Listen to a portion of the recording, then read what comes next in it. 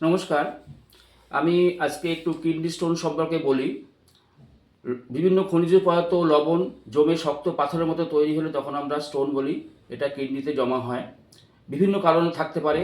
যারা খুব জল অল্প পরিমাণে খান অথবা প্রচুর পরিমাণে প্রোটিনযুক্ত খাবার খান, এছাড়া অক্সালেট সমৃদ্ধ খাবার যেমন পালং শাক, বিট বা বাদাম, চা, কফি এইগুলো যারা অতিরিক্ত পরিমাণে খান তাদের কিডনিতে পাথর হওয়ার সম্ভাবনা থাকে। অথবা যারা ইউরিন প্রচণ্ড চেপে থাকেন, সারাদিন দিনে একবার করে ইউরিন করছেন, কাজের চাপে করছেন না, তাদেরও পাথর হওয়ার সম্ভাবনা থাকে। এছাড়া বিভিন্ন মেটাবলিক সমস্যা থাকে, সেগুলোর জন্য হতে পারে, হরমোনের সমস্যার জন্য হতে পারে, অত্যধিক স্থূলতা অর্থাৎ মোটা চেহারা, তার জন্য কিডনিতে স্টোন হওয়ার সম্ভাবনা থাকে। সর্বোপরি বলবো, কিডনিতে স্টোন যারা একটা জিনগত কারণ, পারিবারিক ইতিহাস থাকলেও কিডনিতে স্টোন হওয়ার সম্ভাবনা থাকে। প্রতিরোধের উপায় বলবো, বেশি পরিমাণ মতো জল খান, প্রোটিনের পরিমাণ কমিয়ে দিন, ইউরিন বেশিক্ষণ চেপে থাকবেন না, এগুলো মোটামুটি মেনে চলুন। এবার বলবো লক্ষণ কি?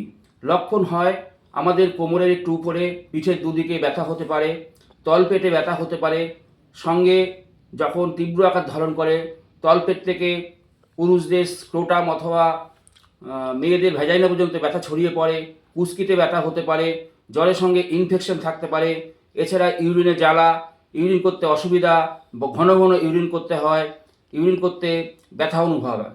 এইগুলো লক্ষণ আমি বললাম। এক্ষেত্রে আমরা বলবো হোমিওপ্যাথিকে খুব সুন্দর ট্রিটমেন্ট আছে, খুব অল্প সময়ের মধ্যেই আমরা পাথর বের করতে সক্ষম হই। কয়েকটি হোমিওপ্যাথিক মেডিসিন নাম আমি বলি, যেমন সার্সাপারিলা একটা ভালো ওষুধ, বারবেরিস ভালগারিস এটা কিডনি স্টোনের একটা ভালো ওষুধ। এছাড়া আরও অনেক মেডিসিন আছে, কস্টিকাম আছে, সালফার আছে। এগুলো আমরা সিমটম দেখে যদি প্রয়োগ করতে পারি তাহলে কিডনি স্টোন আমরা সহজেই নির্মূল করতে পারি।